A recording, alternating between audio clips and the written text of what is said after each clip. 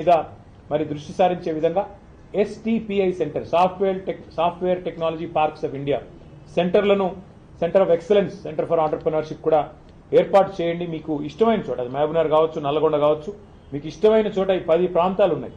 ఎక్కడ మీకు అనుకూలంగా ఉంటే అక్కడ మీరు దయచేసి ఇది కూడా ఏర్పాటు చేయండి.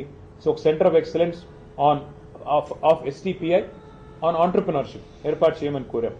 దాంతోపాటు మరి అందుబాటులో ఉన్న ఈ ఐటీ టవర్లలో అన్ని మౌలిక సదుపాయాలు ఉన్నాయి. రాష్ట్రమంతా టీ ఫైబర్ కార్యక్రమాన్ని కూడా మా ప్రభుత్వమే చేసింది. కనెక్టివిటీ రాష్ట్రం అంతటా కూడా ఉంది. కాబట్టి పాలసీ ఫ్రేమ్వర్క్ కూడా సిద్ధంగా ఉంది, ఇన్ఫ్రాస్ట్రక్చర్ సిద్ధంగా ఉంది.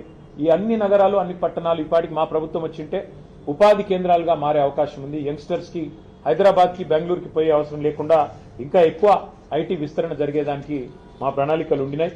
కానీ ఈ ప్రభుత్వం కాంగ్రెస్ ప్రభుత్వం పట్టించుకోవట్లేదు. మీరన్నా జోక్యం చేసుకొని వారికి తెలియజెప్పండి.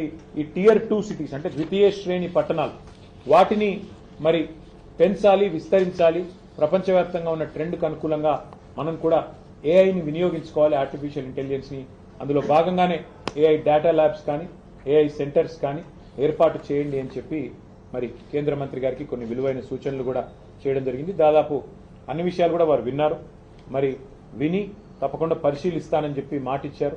మాటిచ్చిన తర్వాత మరి రైల్వే అదేవిధంగా ఐటీ 2 రంగాలకు సంబంధించి కూడా చాలా సావధానంగా అన్ని కూడా వారికి వివరించి చెప్పాము. న్యాయం జరుగుతుంది అని చెప్పి ఆశిస్తాము.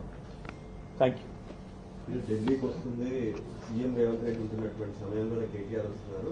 ఇద్దరేదో కోఆర్డినేషన్ చేసుకోవడానికి మీటింగ్ పెట్టుకోవడానికి వస్తున్నారని చెప్పి మధ్యాహ్నం ధర్మపురి అరవింద్ కామెంట్. అంటే ఆయన జూబ్లీ హిల్స్ లో ఉంటాడు, నేను కొద్ది దూరంలో ఉంటాను. మాకు ఢిల్లీ దాకా రావాల్సిన అవసరం లేదు. అంటే రేవంత్ రెడ్డి గారు కేసులు పెట్టేది మా మీద, రోజు తెల్లారులేస్తే దాడి చేసేది మా మీద. రేవంత్ రెడ్డి గారికి రహస్య మిత్రులు బీజేపీ వాళ్ళని రాష్ట్రం అందరికీ తెలుసు. ఎందుకు ఇప్పుడు కేంద్ర మంత్రి బండి సంజయ్ గారి కొడుకును 9 రోజులు అరెస్ట్ చేయకుండా కాపాడింది రేవంత్ రెడ్డి గారు అని అందరికీ తెలుసు. కేంద్ర మంత్రి మరి కేంద్ర పథకంలో అమృత్ పథకంలో రేవంత్ రెడ్డి గారి బావమరిది కాంట్రాక్ట్లు ఇచ్చింది ఎవరో అందరికీ తెలుసు. కేంద్ర మంత్రులు ఇక్కడ ఉన్న వాళ్ళందరికీ తెలుసు.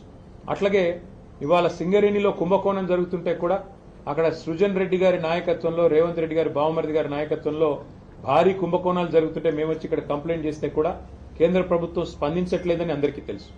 హైదరాబాద్ సెంట్రల్ యూనివర్సిటీ భూముల మీద మేము ఉద్యమం చేస్తే, పిల్లలు ఉద్యమం చేస్తే అల్టిమేట్ గా సెంట్రల్ ఎంపవర్డ్ కమిటీ మరి సుప్రీంకోర్టు అపాయింట్ చేసిన కమిటీ వచ్చి దీన్ని వెంటనే విచారించండి ఈడీ అని చెప్పారు. ఇంతవరకు మరి అతి లేదు గతి లేదు. ఈడీ దాడులు జరిగితే రాష్ట్రంలో మంత్రుల మీద, పొంగులేటి శ్రీనివాసరెడ్డి మీద 2 ఏళ్ల తర్వాత కూడా ఇంతవరకు కేసు లేదు. కాబట్టి ఎవరికి రహస్య మిత్రులు, ఎవరితో కలిసి ఉన్నారు రాష్ట్ర ప్రజలకి తెలుసు, మీకు తెలుసు. మరి మాకు రేవంత్ రెడ్డి గారిని కలవాల్సిన అవసరం కానీ రేవంత్ రెడ్డి గారితో సంభాషించాల్సిన అవసరం కానీ మాకు లేదు. రేవంత్ రెడ్డితో తలపడ